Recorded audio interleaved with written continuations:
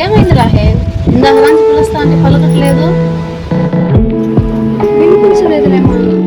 రాహేల్, ఉదయాన్నే ప్రార్థన చేసుకున్నావా? లేదు మా, మర్చిపోయాను మా. ఈవినింగ్ చేసుకుంటారేమో. సాయంత్రం చేసుకుంటావా? రాహేల్, దేవుడు ఈ ఉదయం నీకు ఇచ్చిన ఊపిరి, జీవితం, రక్షణకు కృతజ్ఞతలు చెల్లించడానికి కూడా నీకు సమయం సరిపోవడం లేదా? మన రోజు ముందు దేవునితో మొదలు కావాలి. ముందు దేవుణ్ణి వెతికితే మిగతా పనులన్నీ ఆశీర్వాదకరంగా సాగుతాయి.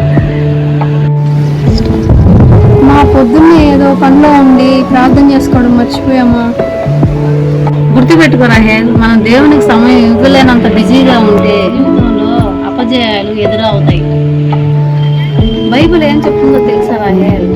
కీర్తన గ్రంథం 5వ అధ్యాయం 3వ వచనం, యెహోవా ఉదయమున నా కంఠస్వరము నీకు వినబడును, ఉదయమున నా ప్రార్థన నీ సన్నిధిని సిద్ధము చేసి కాచి ఉందును అని కీర్తనాకారుడు చెప్పాడు.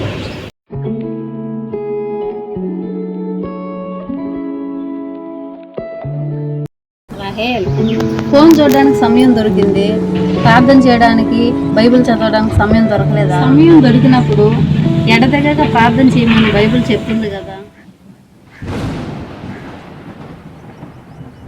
నిజమేమా, నేను దేవునికి ప్రాధాన్యత ఇవ్వలేదు మా. ఇకపై నా రోజు దేవునితోనే మొదలవుతుంది.